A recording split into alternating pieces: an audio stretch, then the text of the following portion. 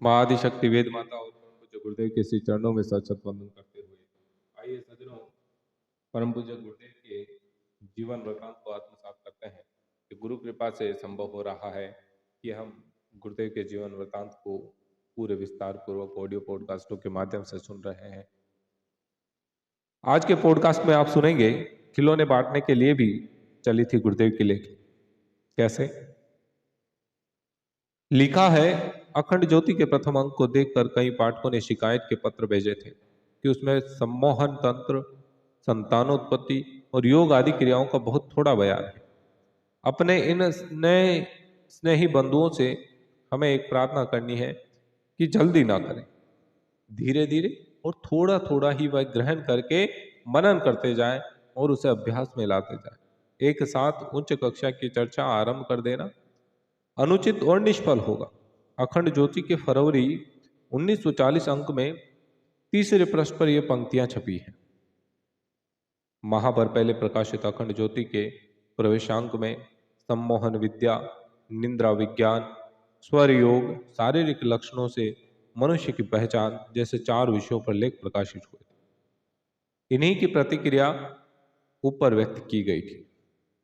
आज के परिजन जो पिछले 4 दशक से पूज्य गुरुदेव के संपर्क में आने के बाद उनके प्रगतिशील विचारों को पढ़ते आ रहे हैं, उनको ये पंक्तियां असमंजस में डाल सकती है। उन्हें लग सकता है कि जिन विषयों और मान्यताओं को स्वयं पूज्य गुरुदेव ने अंधविश्वास में मूढ़ता युक्त कहा है, वह इस पत्रिका के आरंभ में मैस्मेरिज्म, हिप्नोटिज्म, शकुन शास्त्र, संतानोत्पत्ति आदि के रूप में छपे।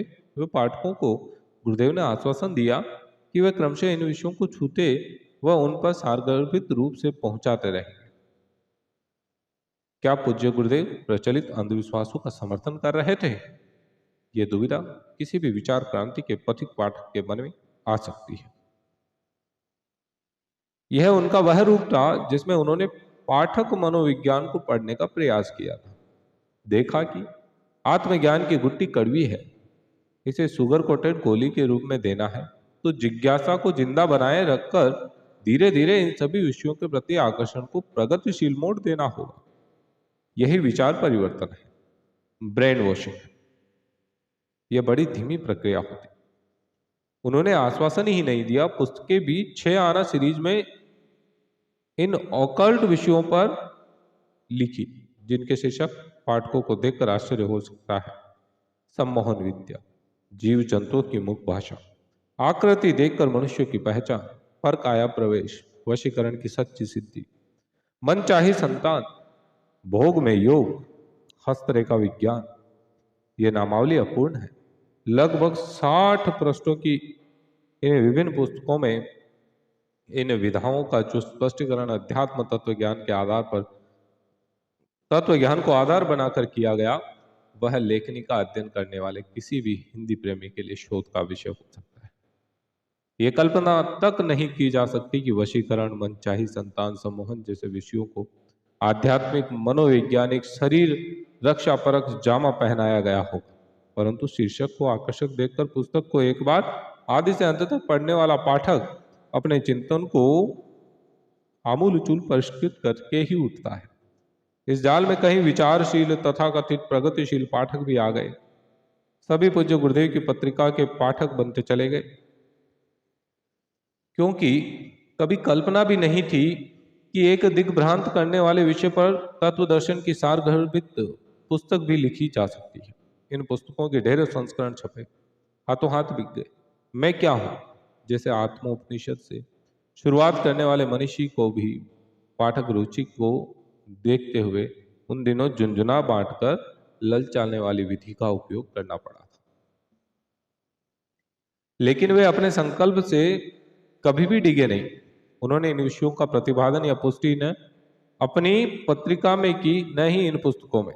1940 की ही एक अखंड ज्योति में वे लिखते हैं कि इस पत्र में तंत्र शास्त्र, मैस्मरिज्म, प्रेतवाद, मनोविज्ञान आदि की चर्चा करने में कुछ विलक्षणता और अटपटापन देखकर किसी को ना तो भ्रम में पड़ना चाहिए, न ही आश्चर्य करना चाहिए। ये सब मनोविज्ञान और अध्यात्म विद्या द्वारा सामयिक रोगों की चिकित्सा विधि मात्र है। यह रोते हुए बच्चों को खिलौने देना।